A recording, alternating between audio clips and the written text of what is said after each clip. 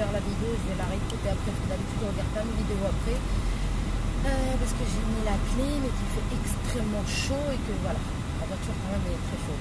En ce moment il fait une chaleur, mais je vous raconte même pas, on est à 30 degrés et on crève de chaud. Donc je sais que moi je suis habituée à la chaleur à beaucoup plus de degrés que ça, quoi. Bref, ça c'est juste pour vous dire un peu le point météo de la journée. Il fait très très chaud, donc il fait autant chaud en été que très froid en hiver.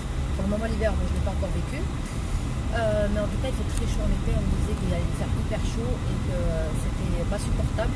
Et vraiment c'est pas supportable. Dans les maisons il fait extrêmement chaud parce que ce sont des maisons qui sont surtout faites pour attraper le chaud dans les périodes froides. Alors quand il fait très chaud, c'est un enfer. Et il n'y a pas de climatiseur, il faut acheter un climatiseur ou le faire installer. Et il faut avoir les moyens d'installer. Donc on fait avec les moyens du bord. On a un ventilo Madine arabe. Voilà. Désolée, je devais faire cette vidéo hier, je ne vais pas vous mentir, je l'ai faite à plusieurs reprises. Mais voilà, je n'avais pas le moral hier, donc je ne l'ai pas faite. Je n'avais pas le moral parce que je pense que pour les Marocains, je pense que c'était un peu comme moi. Triste d'avoir vu mon équipe, mon pays se faire disqualifier de la Coupe d'Afrique. Ouais, je suis une grande fanatique de foot.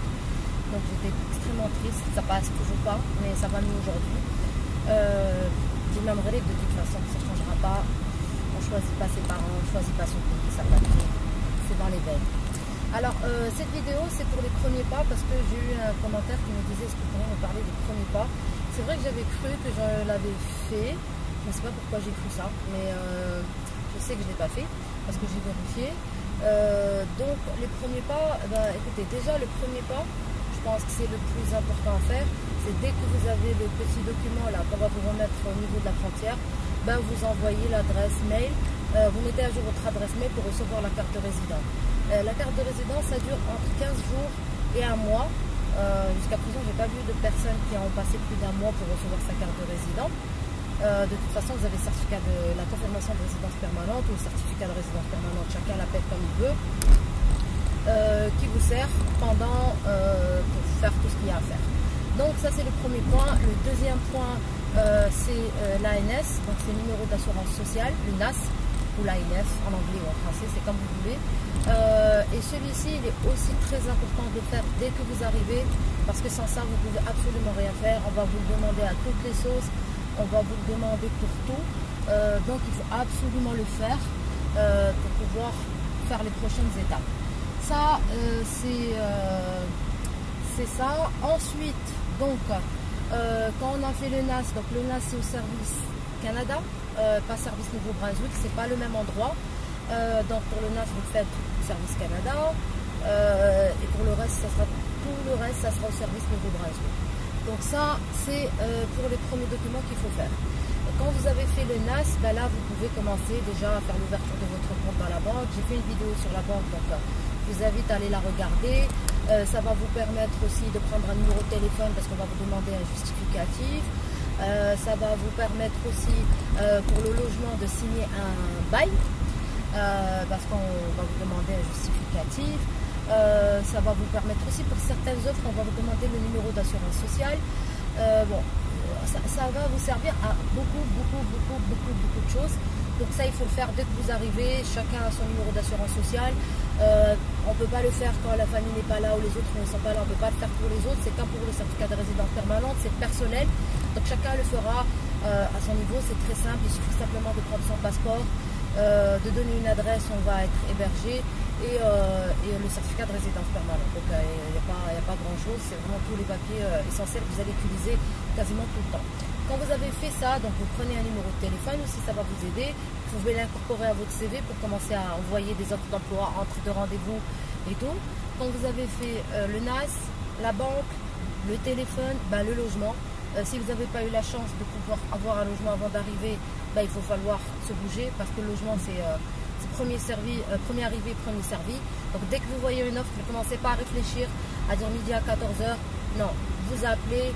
En règle générale, même pour beaucoup d'offres, vous allez voir que vous allez vous rendre compte que les offres, elles sautent, mais à une vitesse incroyable. Donc ça, c'est important. Quoi d'autre? Donc le logement, moi ce que je vous conseille pour le logement, c'est quelques jours, je suis très claire, quelques jours avant d'arriver, 2-3 jours avant d'arriver, surtout si vous arrivez en week-end, vous pouvez commencer à prendre des rendez-vous. C'est-à-dire que si vous voyez une offre, vous pouvez les appeler au téléphone et dire voilà, sans spécifier que vous êtes dans votre pays d'origine, écoutez, je suis intéressé par cet appartement, est-ce que je pourrais le voir tel jour? Mais en sachant que bien sûr, vous allez être là tel jour. Pas la peine d'appeler alors que vous arrivez 10 jours après ou un mois après, l'appartement il n'existera pas. Il faudra le faire 2 jours, grand maximum avant votre arrivée, surtout pour le week-end. Si après c'est en semaine, ça va être très compliqué de justifier le fait que vous n'êtes pas là. Il va vous dire oui, écoutez, on peut prendre rendez-vous, mais c'est la partie prend. Et combien de fois vous allez avoir des rendez-vous, on va vous appeler à la dernière seconde et vous dire ah non, finalement l'appartement a été pris parce qu'il y avait quelqu'un qui avait un rendez-vous juste avant vous et qui l'a pris, lui, qui n'a pas cherché à comprendre et qui l'a pris. Donc faites très attention à ça. Pour le logement, ça c'est le petit conseil que je pourrais vous donner, j'avais oublié de le dire pendant ma vidéo sur le logement. Ensuite, dès que vous avez le logement, il faut commencer à chercher un travail plus sérieusement. Honnêtement, moi j'ai fait le choix de rester dans mon domaine, donc j'ai eu la chance aussi de pouvoir décrocher quelque chose avant d'arriver.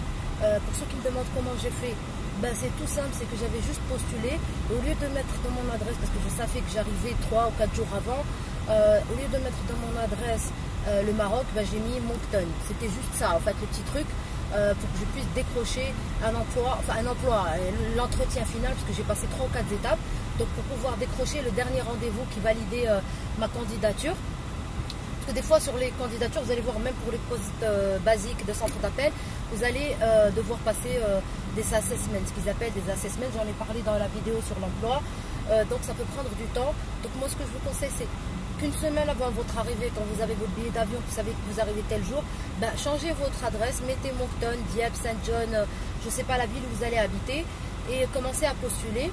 Ne mettez pas de numéro de téléphone parce que vous n'en avez pas, et surtout pas celui du pays, mais vous mettez juste Moncton, et après si vraiment ils ont besoin de vous sur place, vous pourrez dire que vous êtes en déplacement et que vous serez là que tel jour, mais ne dites jamais que vous êtes dans votre pays d'origine. Ça va vous permettre, c'est peut-être une astuce qu'on m'avait donnée aussi, pour pouvoir au moins décrocher des entretiens. Si vous dites que voilà, vous êtes à l'extérieur de Moncton ou que Fredericton ou Saint John et que vous arrivez dans 3 jours, c'est pour ça que je spécifie bien quelques jours avant. Pas la peine de faire 1 mois avant, 2 mois avant, 3 mois avant, ça ne sert absolument à rien parce qu'il va falloir aller sur place et passer des entretiens et ils n'ont absolument pas la notion d'entretien par Skype.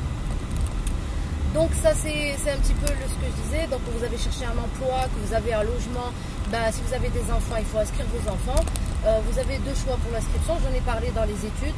Soit vous faites une inscription directement sur le site du district scolaire, c'est très simple, c'est juste des informations à remplir, mais vous aurez besoin avant tout, c'est pour ça que je mets en étape le logement, le NAS et tout, parce qu'on va vous demander toutes ces informations et vos enfants doivent être sur place parce que pour finaliser l'inscription, il faut que vos enfants soient sur place. Vous pouvez faire la préinscription, mais les enfants, s'ils doivent vous rejoindre après, comme un peu le cas de mon fils, là j'ai toujours pas finalisé l'inscription pour mon fils, je la finalise en août, le 19 août, parce que l'école a fermé et que lui n'arrivera que fin juillet de toute façon, donc je finaliserai à ce moment-là l'inscription de mon fils.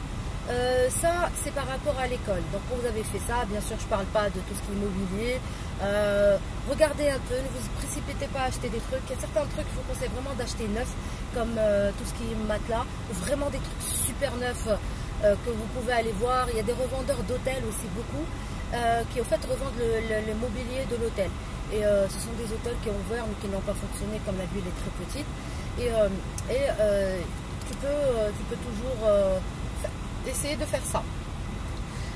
Quand vous avez fait tout ça, que vous avez un travail, moi je vous conseille d'aller quand même aux associations. Honnêtement, moi j'y suis allée il y a 2 semaines et c'était uniquement parce qu'on m'avait tellement parlé du gars qui fait les cours de conversation en anglais dans le stade avancé, que je me suis dit pourquoi pas aller juste pour passer le temps, pour aussi me créer un réseau, pour apprendre à connaître des gens aussi, et aussi parce que je voulais faire des tutorats en français pour les gens qui ont des difficultés en français, un peu aider les gens. Malheureusement la liste pour les cours en anglais elle est tellement longue que bon, je pense que je serais déjà partie avant même d'avoir la chance de pouvoir y assister, mais voilà, moi je l'ai fait avec Kafi. On me demande pourquoi pas Magma. Honnêtement, moi, je n'ai cherché aucune des deux associations. C'est-à-dire que même quand je suis venue en visite exploratoire, j'ai rencontré que les gens de CAFI, parce que je connaissais quelqu'un qui avait travaillé chez CAFI. Donc je ne me suis pas intéressée à Magma. Je suppose que Magma doit avoir les mêmes prérogatives que CAFI. Mais j'ai quand même discuté avec la personne que je connais chez CAFI, qui a eu la gentillesse d'accepter qu'on fasse une vidéo. On va faire une vidéo où il va vous expliquer un peu les services que vous pourrez utiliser pour le CAFI. Et qu'est-ce que le CAFI propose, parce qu'ils peuvent aussi vous aider à remplir les prestations sociales, ils peuvent vous aider à avoir une idée de comment remplir, comment faire les garderies. Donc ça, je pense que c'est l'avantage, c'est vraiment cet avantage-là que moi je vous conseille d'utiliser le CAFI.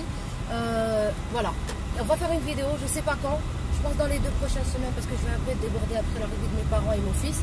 Je ferai quasiment plus de vidéos quand mes parents seront là, parce que j'ai pas spécialement envie de voilà, si on va quelque part, je sais qu'on va profiter pour découvrir la province, parce que j'ai toujours pas eu le temps. Moi j'ai enchaîné le travail, le logement, depuis mon arrivée j'ai pas arrêté, donc j'ai pas du tout profité de visiter, de voir les parcs, les plages et tout. Donc je ferai des vidéos pour vous montrer un peu, mais jamais de vidéo avec ma famille, ça c'est sûr, et encore moins avec mon fils.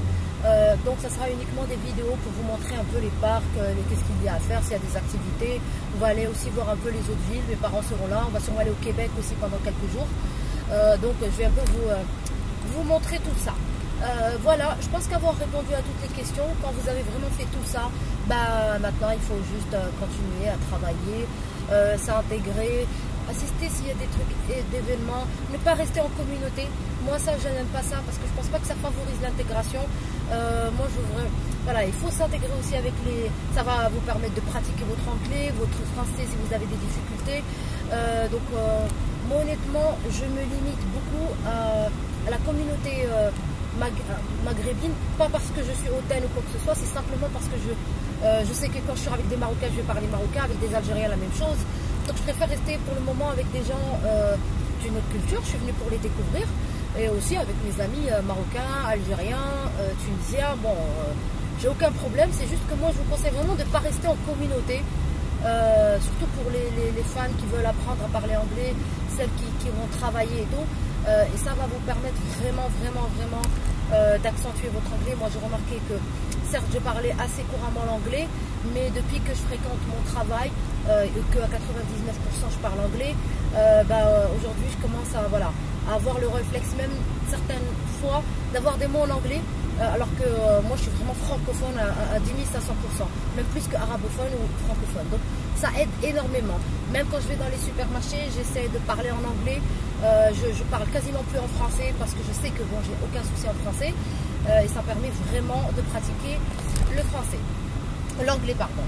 Donc voilà les amis, j'espère que cette vidéo elle est un petit peu plus longue, parce que j'ai un peu abordé tous les sujets. Si vous avez un autre sujet dont vous voulez que je parle, qui concerne le Nouveau-Brunswick, l'initiative stratégique et l'immigration, et non pas les études, parce que j'ai reçu des questions pour les études, pour le Québec ou pour l'entrée express, je ne pourrai absolument pas vous répondre sur les procédures. Je ne m'y connais absolument pas en entrée express, je ne me connais absolument pas au Québec, et je ne connais absolument rien aux études pour le moment. Je vais faire une formation, je dois m'inscrire pour l'université, et je vous dirai à ce moment-là quand je vais m'inscrire. Honnêtement, je n'ai pas encore commencé à chercher, parce que déjà j'attends d'être stable moi-même, financièrement et aussi au travail, et ensuite je ferai la recherche pour les études, et je vous tiendrai au courant de toute façon comme je l'ai toujours fait. Bonne journée les amis, moi j'arrive au travail, là j'ai des heures en extra, bah oui il faut faire de l'argent. Aujourd'hui je vais enchaîner quand même à peu près 12 heures de travail non-stop, avec des pauses mais vraiment très rapides. Et à bientôt. Donc si vous avez des questions comme d'habitude, vous pouvez les poser sous les vidéos, et partagez ces vidéos avec vos amis. Si vous savez que vos amis arrivent au Nouveau-Brunswick et que vous pensez que ces vidéos peuvent être utiles, partagez-les. C'est pour ça que je les ai mis sur YouTube. Je n'aime pas les mettre sur les groupes, parce qu'on me demande pourquoi vous ne les mettez pas sur les groupes. Tout simplement je les ai mis sur YouTube. C'est vous voulez les partager, vous les partagez, et j'estime qu'il faut faire des recherches pour avoir l'information. Voilà, bon courage à tout le monde. Et bon été. Je vais faire une petite vidéo peut-être la semaine prochaine sur la plage, parce que je vais aller à la plage la semaine prochaine, profiter un peu aussi du beau temps. Bonne soirée les amis.